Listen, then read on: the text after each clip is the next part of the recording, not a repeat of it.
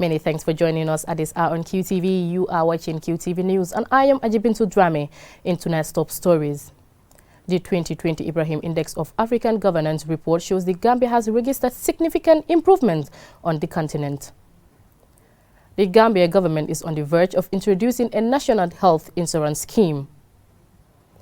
As part of his ongoing tour of tourism project sites across the country, the Minister of Tourism, Arts and Culture on Friday visited the Jufure Rest House, Craft Market and the ancestral home of Kunta Kinte. Basset District Hospital has registered 19 maternal deaths from the beginning of 2019 to November 2020, according to hospital authorities. In sports news, the breaking story from the Wafu Zone AU20 tournament in Senegal is of the pitch involves Mali. Several members of their squad have tested positive for the coronavirus. On the pitch, Senegal drew 1-1 with Sierra Leone to mark the beginning of the Wafu Zone AU20 tournament in Senegal. Those were our top stories for tonight's bulletin. Do stay tuned for the news in detail.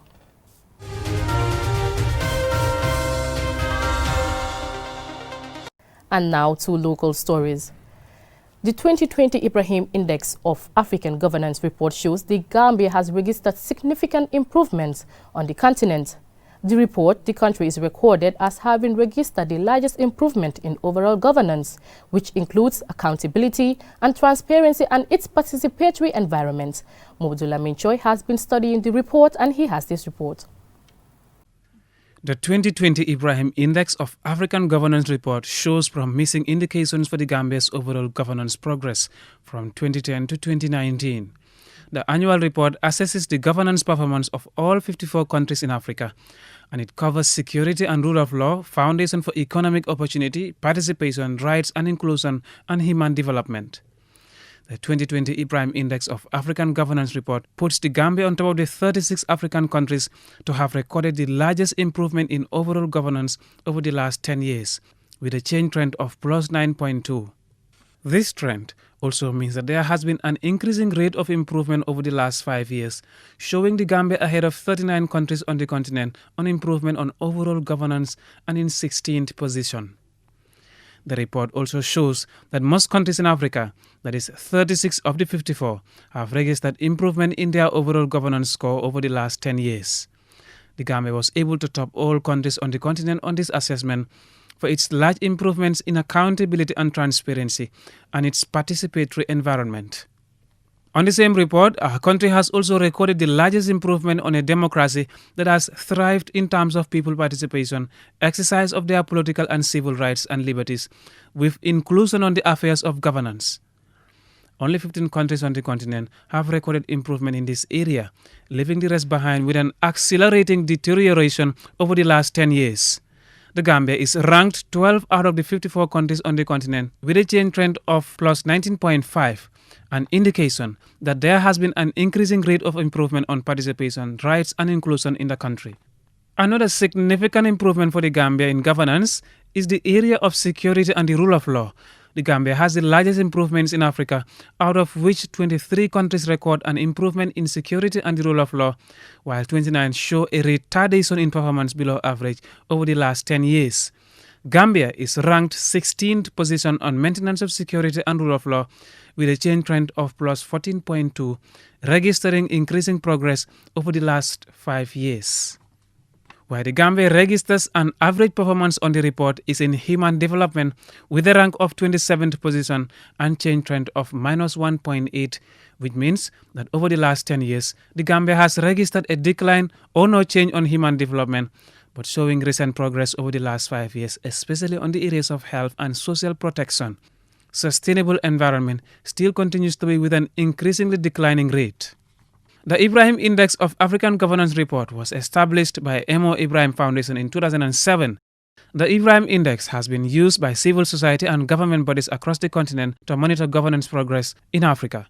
The foundation also uses the results of an annual assessment to celebrate excellent African leadership with a $5 million award that recognizes former African leaders for their contribution towards lifting their people out of poverty and paving the way for sustainable and equitable prosperity and development. Mahmoud Lamin Choy, Qtv News. The Gambia government is on the verge of introducing a national health insurance scheme. In preparing for this, the Minister of Health organized a day-long consultation on Saturday, National Assembly members and other stakeholders to discuss the draft health insurance scheme. Babu Kasi reports.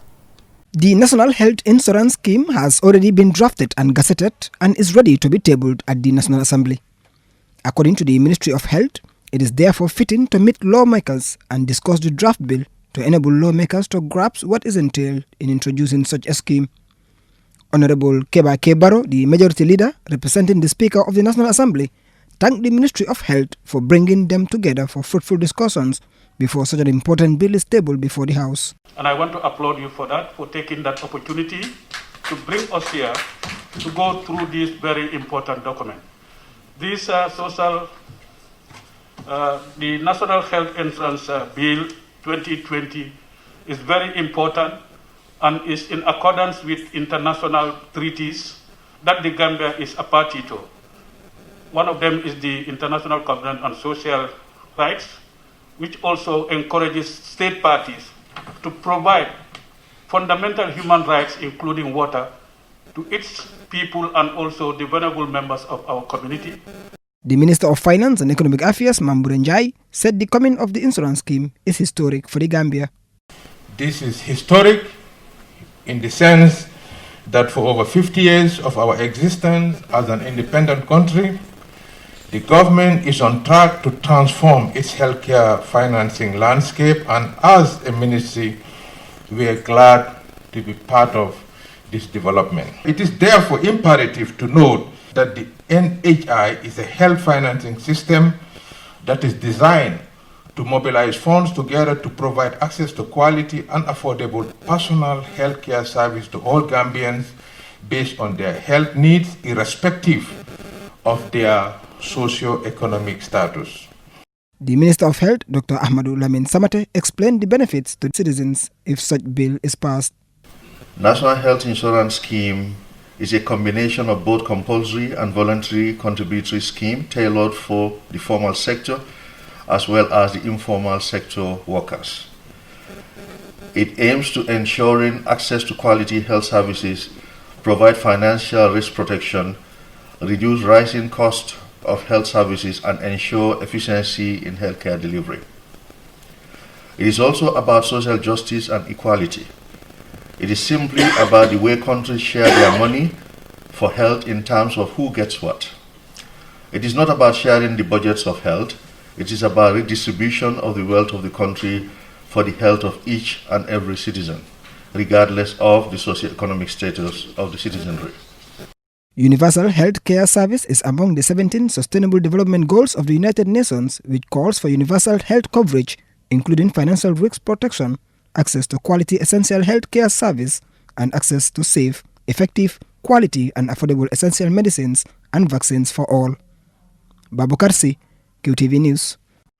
As part of his ongoing tour of tourism project sites across the country, the Minister of Tourism, Arts and Culture on Friday visited the Jufure Rest House, Craft Market and the Kinte family home in Jufure.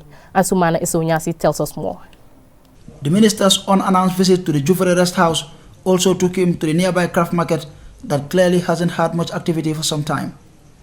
Taken aback by the current state of the structure and much to the delight of the villagers, the Minister directed the GT Board directors to facilitate the immediate registration of the Craft Market and provide funds to rehabilitate the structure.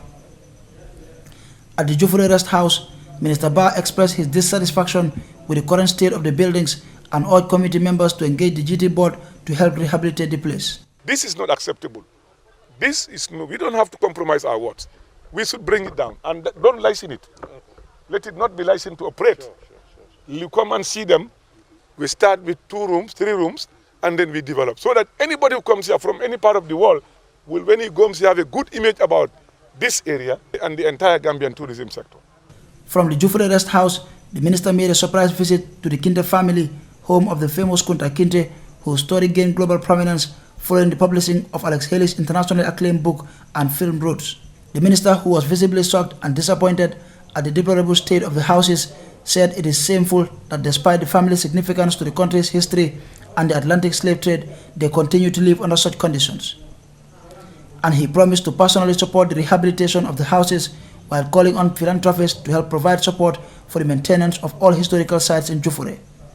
Ansumana Ito Nyasi for Qtv News. Basset District Hospital has registered 9 maternal deaths in 11 months this year, having recorded 10 in 2019. The hospital is also facing staff, water, electricity and infrastructural challenges according to the authorities. Our reporter Fode Mane visited the hospital and his report is narrated by Babukar Sisi. The Basset District Hospital is the biggest health facility in URR and receives referrals from about 12 health centers within the region.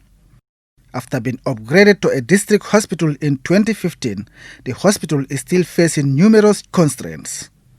Basic necessities such as staff, medication, electricity and water shortages are still major challenges. What is most shocking is the alarming number of maternal deaths in 2019 and 2020. It appears a woman dies of maternal complications every 37 days. A midwife at the labor ward, Marietu Damba, explains. Maternal and mortality rate, especially this year, is very high, especially the last 3 months. It's due to some conditions like abruptio. That means the placenta have been ruptured before the delivery of the baby. The mother will be continue bleeding. When they come, we take their HB and the HB will be low. Blood is always a problem. We don't have blood bank enough here. We will ask their escorts to find blood. But most of them, the escorts, the husbands, they always are reluctant to find blood. We have a case here, the mother who have delivered and the HB is 6 grams. The husband is fit, he can donate, but he said he is not going to be bled. The midwife also explains the difficulty they encounter with some family members who take matters in their own hands and only resort to the hospital when it is too late. Just last month here, we have a mother who delivered twins, was referred here, HB of 5. We give 1 pint, still is 6. We ask them to find blood. The mother, the family, they just took the mother and they went. We did not see. After 2-3 days, they brought the mother. They bypassed the labor ward and they went to the OPD. After the OPD take them to the medical ward. Before they noticed it was newly delivered, the patient passed off. The officer in charge of the hospital, Mamad Samba, says the hospital is currently facing an inadequate supply of drugs, electricity and water, making operations very difficult. Basset, we don't have any cash to buy material. Actually, we have inadequate drug and other equipment supplied to the facility. It's grossly inadequate. At times, sometimes when light goes, water shortage occurs. Simply because, though we have a borehole, last time they come and they talk about it, but some of these tanks up are already having holes. They are punctured. Some are also having cracks. Also, plumbing issues. You can see if you go around, all these sockways are collapsed because maintenance is a problem. The government needs to adequately staff Basset. Basset is the only district hospital in URR. It receives a lot of patients and referral from all other peripheral facilities are coming to Basset. The engine operator of the hospital's generator, Mohamed Sanyang, said despite receiving fuel supplements, the hospital still faces fuel shortages due to NAWEC's inconsistency. We only collect 80 liters from riders and 80 liters from MRC. So 16 liters cannot consume all this hospital for in all month. Yeah. And the generator also, he consumes fuel so much, which you know that if electricity have gone, you cannot make it on. So that we just wait like emergencies, we can make it on because we don't have that much fuel in this hospital here. Rural communities have long struggled to have access to quality and affordable healthcare services. Unless drastic measures are taken by the government or community-led initiatives to address the problem, lives will be at stake and preventable deaths will be inevitable. Babukar Sise, Qtv News. We'll go for a short commercial break, and when we come back, the news continues with some more local stories. Do stay tuned. The Gambia may be the smallest country in Africa, but it will host the second largest gathering of world leaders in 2022. To successfully host the OIC Summit and put the Gambia on the global stage, the government of the Gambia set up OIC Gambia to mobilize resources for the implementation of key development and infrastructure projects on a scale never seen before. 20 new roads will be constructed across the country, and the Bertel-Harding Highway will be expanded into a dual-carriage highway of 2 lanes on each side from the airport to Sting Corner. All people in the Gambia deserve clean water and a constant flow of electricity. Therefore, an entirely new water system will be constructed, including new transmission and distribution networks to meet the increasing demand. In order to provide a more reliable supply of electricity, the OIC Gambia project will replace and double the capacity of the NAWEC transformers and overhead electric cables. We will equip the police with modern apparatus and technical training in an effort to keep the streets of the Gambia safe. By building the largest international conference center in the region, a 5-star hotel with state-of-the-art facilities, first-class mobility services, and improving the VVIP experience at the Banjul International Airport, OIC Gambia will position the Gambia as the leading conference destination in West Africa. With our partners in the tourism sector, we will reinforce the preeminent position of our nation, the Smiling Coast, as a go-to destination. The OIC Gambia will create strategic partnerships that calls for the involvement of local talent and businesses as a matter of requirement. In short, OIC Gambia projects will create jobs, boost commerce, accelerate growth, improve the urban outlook and lifestyles of many families across the Gambia. So let's support the OIC Gambia as it prepares us for one of the biggest global events. OIC Gambia, building today for a better tomorrow.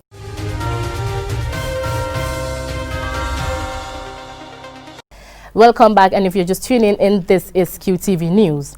And still to local stories.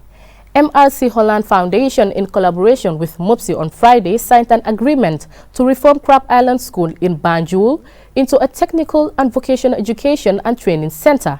The aim is to empower youths in skills acquisition and employment. More in this report. The first site of what used to be among the most prominent schools in Banjul, Crab Island is now in a deplorable state. Buildings are dilapidated and the school grounds have been turned into a waste disposal site, an eyesore to many. Crab Island was built in the 1950s and thousands have been educated in this institution. Former alumni of this school include President Adama Barrow and Lady Shilenjai, widow of the late President Jawara. At the event, the coordinator of MRC Holland Foundation, Henrietta Bruma Sonko, says this action is important to engage youth in meaningful activities to reduce irregular migration. Mrs. Sonko further encourages technical students to come on board to learn and promise that teachers will be fully supported. A project for everybody. The community has a very important role. We always emphasize that when we sign our community agreements. Without a community, no school will function properly. If you have skills, you are free. You are independent. So skills is beautiful. The National Assembly member for Banjul North, Usman Silla, emphasized that youth should take ownership of the project to help them be productive. The initiative does not only stop at helping them acquire skills, we also want to accompany them to become entrepreneurs. But we'll be telling you in detail, because since this is about plans, that's the plan. We plan to train them, acquire skills, so that they'll be productive members of society.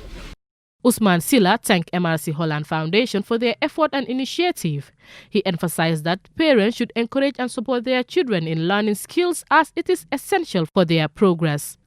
The alumni of Crab Island who attended the event expressed their disappointment about the terrible condition of the school.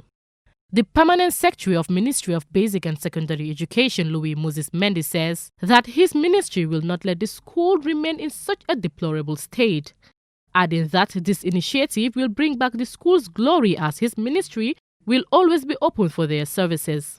So there was really need for us to start thinking about technical training and vocation training, so that we provide people with the options of either skills development or intellectual development. Mumdu Kebe, a community leader, also an alumnus, had this to say. saa yu ma doxantuwaan dugga fi gis school bi nu mel du ma daan kontaan trop parce que amoon naa school bi nu mel. I was very unhappy when I saw the state of this school. But when I heard about the new development, I was elated because it will contribute to the socio-economic development of the community and the nation at large. People should change their mindset that skills learning is only for dropouts. Skills are important for everyone, and it will address idle minds and irregular migration. We always encourage youth to be productive. Crab Island was emblematic for its outstanding academic performance and has produced outstanding and respectable members of society. The TVEC Center is expected to start operation in January 2021. The dilapidated structures will be demolished and 8 classrooms constructed. Ajibintu Drame, QTV News. The current and ex-students of the Gambia College Early Childhood Development Association have walked from Westfield to traffic lights along Keraba Avenue to raise awareness and seek donation for Kumba Gay, who lost her sight due to a brain tumor and needs urgent overseas treatment. The public became aware of Kumba's plight after she was featured on QTV. These people are calling on the public and institutions to help Kumba get urgent overseas treatment, walking in the scorching sun and stopping vehicles to seek funds for their beloved colleague Kumba, who has just a month left for her to avoid a permanent and irreversible sight loss. She needs $10,000 to pay for overseas treatment to restore her sight. However, as things stand, time is running out. The advisor to the Gambia College Early Childhood Development Association, Saini Jiba, called on the public, institutions, most especially government, to intervene. We have started because we have been having radio programs and TV programs, and some people have been chipping in and have made some of their contribution, because so far we have received from someone $25,000, and some schools also have donated, and individually also students themselves and teachers themselves are donating to support Kumba. Mr. Jiba further explains that a small amount of funds have been raised so far. We came out since we heard about this. None of us is sleeping. We all are out there doing one thing or the other in order to gather funds to support Kumba. How much have you gathered so far? So far, with today, we don't know what we have already got today, but so far we have gathered up to 26,000 plus so far.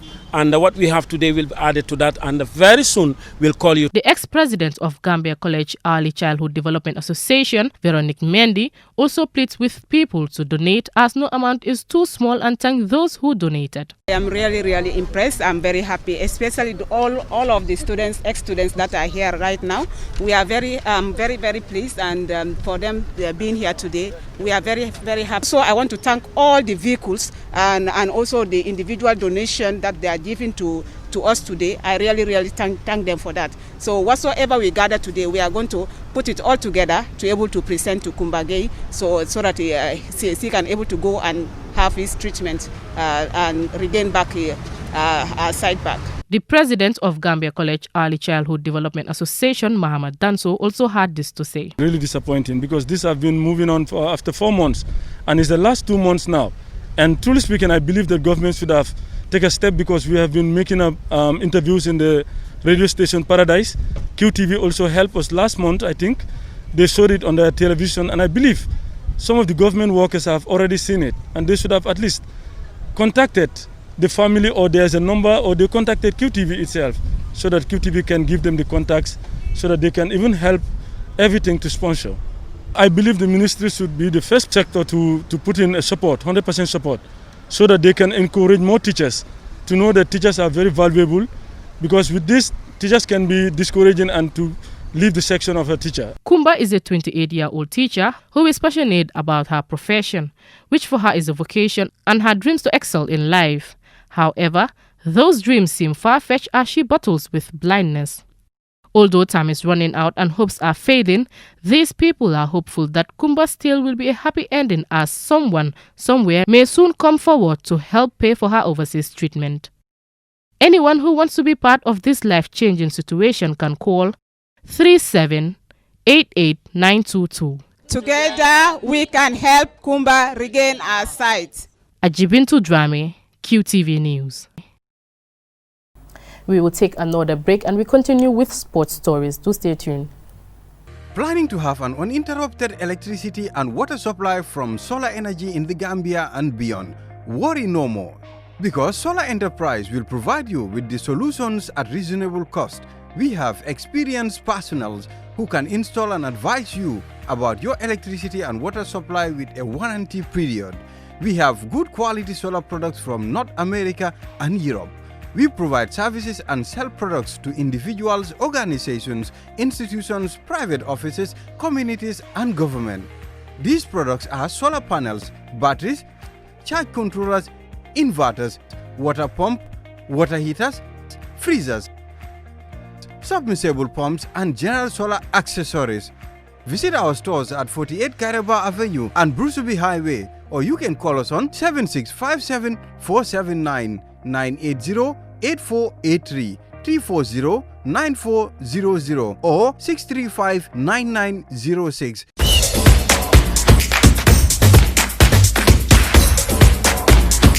Welcome back once again. Now on to sports news. The breaking story from the WAFU Zone AU20 tournament in Senegal is of the pitch involves Mali. Several members of their squad have tested positive for the coronavirus. More in this report. It's match day 2 at the Latjol Stadium here in Thiès, Senegal, as the WAFU Under-20 Championship kicks off. And between Senegal and Sierra Leone, it ended 1-1. And today, the first match was meant to be between Mali and Guinea-Bissau. But that game have been called off because 15 of Mali's members have tested positive for COVID-19. And as we speak, just in few hours' time, the second game between Mauritania and Guinea-Conakry is going to go ahead here at the Stade Lat-Dior. Mamadou Gajaga reporting for QTV News from Thiès, Senegal. Senegal drew 1-1 with Sierra Leone to mark the beginning of the WAFU Zone AU20 tournament in Thiès on Friday. Our reporter Mamadou Gajaga brings us the details. In the first Group A game, Sierra Leone took the lead 10 minutes into the second half through Abubakar Kome. Their lead though lasted for just 12 minutes. Host Senegal leveled in the 67th minute with a Sam Jallo strike. Despite being a difficult game for both teams to settle in, Sierra Leone coach Abubakar Kamara praised the performance of his team. He, however, acknowledged the brilliant performance shown by the Senegalese side. First of all, I want to thank the organizers for hosting such competition for the younger boys. This helps to make Africa football develop, and we appreciate it. I think the Senegalese have a very, very good team, you know, and playing against the Senegalese, the host, in the opening match is not an easy task. But I thank God we go through this first match. We have a 1 point. I think that's the stepping stone for the next match that is coming. Meanwhile, in Group B, Mali will play Guinea-Bissau in the early kickoff, while Guinea battles it out with Mauritania in the late evening game on Saturday. Sunday will see the next-door neighbor derby between Senegal and Gambia. The host will want to secure a semi-final place with a win after a draw in their first game, while the visitors look to pen their first campaign with victory. A win and 3 points will be important as Group A has 3 teams and Group B has 4 teams. Mali, who were previously in this zone, have moved to another group, and Cape Verde and Liberia are not participating this year. This broadcast is proudly brought to you by INCO. Mamadou Gajaga, QTV News, Thiès, Senegal. Stakeholders of the Gambia National Olympic Committee on Friday convened a press conference to express disagreement with the decision by the executive of the GINOC to postpone its elective congress to next year. As Aliou Cisse reports, they are asking for the election to be conducted this year. These stakeholders are not in support of a decision by the Dudu Kapijuf-led executive to delay the Gambia National Olympic Committee's elective congress due for this year, following deferment of the Summer Tokyo Games to 2021. The elective congress is a constitutional requirement that stakeholders meet every 4 years to re-elect or elect a new executive. In a communique to National Sports Associations dated 16 November 2020, the JNOC, through its Secretary General Abdullah Jallo, announced the postponement of the election after claiming a majority of its affiliates voted in favor of a circulated resolution to defy the Congress, and instruction they say came from the IOC. This is contrary to an intercepted communique from the IOC dated 23 April 2020 on the implications of the postponement of the Games on the election cycle. The communique advises national Olympic committees that pursuant to the Olympic Charter, the election cycle is not expressly linked to the holding of the Olympic Games. The only requirement is that the term of office of the elected officers of an NOC must not exceed 4 years. It further recommends that any decision to postpone an election should be confirmed by a General Assembly. Peter Prompt, president of the Gambia Table Tennis, accused the GNOC of not only failing to follow due process in postponing the election, but had not shared the letter from the IOC with them. The GNOC had the opportunity to call a General Assembly. All the national associations, we formed the General Assembly and inform us of this letter. But they never did. They just went around and promoted their own agenda that the IOC has instructed. The IOC has not instructed, the IOC has advised. These stakeholders do not recognize the outcome of the resolution, which the GNOC said has already been sent to the IOC, confirming the postponement of the election. There is nowhere in the GNOC constitution that states that as General Assembly decisions or voting can be conducted by way of a GNOC board circular or resolution. No way. GNOC Article 9, subsection 9.4, GNOC Constitution Article 9, subsection 9.4 state that voting will be by secret ballot or show of hands. All these resolutions should have been passed at a General Assembly sitting. The Ministry of Sports, through the National Sports Council, is investigating the issue after receiving a petition from the stakeholders. Lamin King Colley, president of the Combined Security Services Sports Association and honorary life president of the Gambia Handball Association, and an aspiring candidate, expressed readiness to take up the matter to any level. We are waiting for the National Sport Council. Hopefully by next week, if we don't have it to the end at the level, we are going to fight to the High Court, because we are too matured and too professional to look at some individuals to take the national cage to play with it anyhow they like a tennis. We are not going to accept it. I am not going to accept it as the aspiring candidate. Other stakeholders, including Johnny Gomez of the Cricket Association, said the GNOC has convened one AGM in 4 years. They are also asking the GNOC executive to explain the fate of the COVID-19 financial support provided by IOC to national Olympic committees. The GNOC leadership couldn't be reached for immediate response, as both the President and Secretary General were unavailable at the time of filing this report. We will endeavor to get that side of the story. Reporting for Qtv News, I am Aliou Cisse. Before we end this bulletin, let's take a quick look at our main stories. The 2020 Ibrahim Index of African Governance report shows the Gambia has registered significant improvements on the continent. The Gambia government is on the verge of introducing a national health insurance scheme. As part of his ongoing tour of tourism project sites across the country, the Minister of Tourism, Arts and Culture on Friday visited the Jufere Rest House, Craft Market and the ancestral home of Kunta Kinte. Basset District Hospital has registered 19 maternal deaths from the beginning of 2019 to November 2020 according to hospital authorities. In sports news, at the Wafu Zone AU20 tournament in Senegal, several members of Mali squad have tested positive for the coronavirus. Senegal drew 1-1 with Sierra Leone to mark the beginning of the Wafu Zone AU20 tournament in Senegal. Well, that's it from me in tonight's bulletin. I am Ajibintu Drame. Thanks for watching and please stay tuned on QTV.